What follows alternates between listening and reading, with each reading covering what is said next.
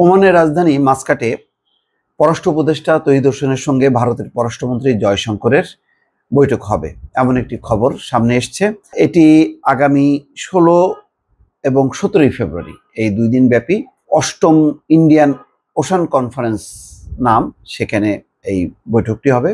সেই বৈঠকের এক ফাঁকে বাংলাদেশের পক্ষ থেকে পররাষ্ট্র উপদেষ্টা জয়শঙ্কর এবং ভারতের পক্ষ থেকে এস জয়শঙ্কর, তারা দুজন বসবেন এবং দুই দেশের মধ্যে যে আবার নতুন করে সম্পর্কের একটি অস্বস্তি বা তিক্ততা দেখা দিয়েছে সেটি নিরসনের তারা চেষ্টা করবে।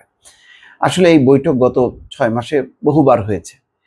আমরা যদি দেখি আগস্ট মাসে 5ই আগস্ট যে রাজনৈতিক পট পরিবর্তনের পর সেপ্টেম্বরে জাতিসংঘের যে অধিবেশন, সেই অধিবেশনে নরেন্দ্র মোদীর সঙ্গে ডক্টর ইউনূসের বৈঠকের একটা সম্ভাবনা ছিল, কিন্তু নরেন্দ্র মোদী খুব কৌশলে অ্যাভয়েড করেছে এবং জো বাইডেনের সঙ্গে বরং কথা বলেছেন নরেন্দ্র মোদী এবং বাংলাদেশের এই পট পরিবর্তনকে নেতিবাচকভাবে উপস্থাপন করেছেন এবং সংখ্যালঘুদের উপর নির্যাতন হয়েছে এই মর্মে অভিযোগ করে এসেছেন। কিন্তু এস জয়শঙ্কর ভারতের পররাষ্ট্র মন্ত্রীর সঙ্গে বাংলাদেশের পররাষ্ট্র উপদেষ্টা তৌহিদ হোসেনের বৈঠক হয় এবং তারা দুই দেশের সম্পর্ক যথারীতি যাতে অব্যাহত থাকে সেই ব্যাপারে তারা প্রতিশ্রুতি ব্যক্ত করেন এবং চেষ্টা অব্যাহত থাকবে বলে তারা একমত হন।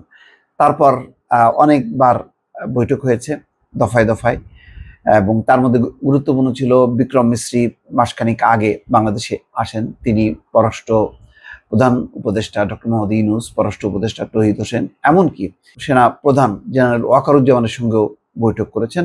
খুব সংক্ষিপ্ত সময়ের মধ্যে এসে তিনি খুব দ্রুত বেগে কয়েকটি বৈঠক করেন। সেই সব বৈঠকের মূল এজেন্ডাই ছিল যাতে দুই দেশের সম্পর্ক শক্তিশালী করা।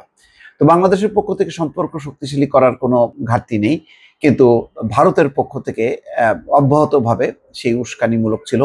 সীমান্তে শক্তি বৃদ্ধি করা, সীমান্তে হত্যা, শূন্য রেখায় মানে আলাপ আলোচনা ছাড়াই কাঁটাতারের বেড়া নির্মাণ করা, এই পরিস্থিতিগুলো অব্যাহত ছিল। অন্যদিকে বাংলাদেশে কথিত সংখ্যালঘু নির্যাতনের নাম করে আগরতলা এবং কলকাতার যে 2 দূতাবাসে হামলা করা এবং এক পর্যায়ে আগরতলার কনসুলেট পর্যন্ত বাংলাদেশ বন্ধ করতে বাধ্য হয়, এমন একটি পরিস্থিতি তৈরি হয় সেখানে। তার মধ্যেও কিন্তু বাংলাদেশের পক্ষ থেকে কোনো উস্কানিমূলক কোনো কর্মকাণ্ড হয়নি, কিন্তু ভারত কিন্তু অব্যাহতভাবে মেতেছে এবং আনন্দবাজারে বাংলাদেশে সেনা অভ্যুত্থানের খবর পর্যন্ত একটি কল্পিত খবর তারা প্রচার করে, যদিও সেই খবরটি পরে তারা তুলে নেয়। কিন্তু প্রায় প্রতিদিনই তাদের রিপাবলিক টিভি সেই ময়ূক রঞ্জনের দৌড়দৌড়ি লাফালাফি করে নানা বয়ান, মিথ্যা বয়ান, অন্যান্য গণমাধ্যম একযোগে তারা বাংলাদেশের বিরুদ্ধে বক্তব্য দিয়ে গেছে। বাংলাদেশের পক্ষ থেকে সম্পর্ক উন্নয়নের ক্ষেত্রে 2টি পরামর্শ ছিল। প্রথম হচ্ছে যে শেখ হাসিনা ভারতে অবস্থান করলেও তিনি যাতে বক্তব্য না দেন, যাতে বাংলাদেশে উত্তেজনা সৃষ্টি না হয়।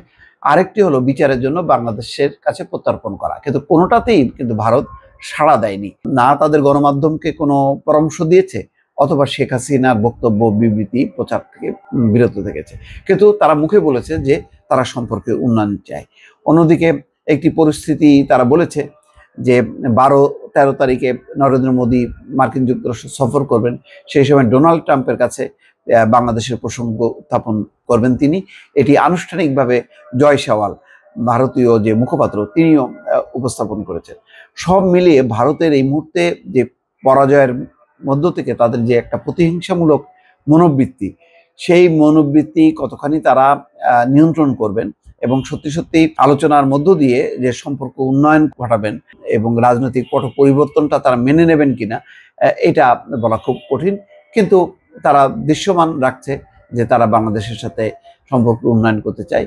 কিন্তু অন্যদিকে বাংলাদেশের যে পরাজিত শক্তি তাদেরকে অব্যাহতভাবে মদত দিচ্ছে এবং সীমান্ত এলাকায় উত্তেজনা সেটি অব্যাহত রেখেছে এবং শক্তি বৃদ্ধি করছে, চাপ তৈরি করছে এবং আন্তর্জাতিক অঙ্গনকে, পশ্চিমা শক্তিকেও বাংলাদেশের ব্যাপারে নেতিবাচক অবস্থা তুলে ধরছে।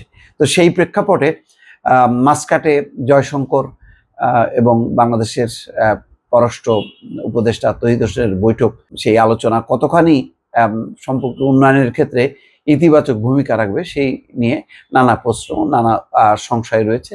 তারপরও দুই পক্ষ বসাটা গুরুত্বপূর্ণ। সেই বসার মধ্যে দিয়ে যদি কোনো ফলাফল বের হয়ে আসে, তার অপেক্ষায় রয়েছে কূটনীতিকরা। আদর্শ ভালো থাকবেন। আল্লাহ হাফেজ।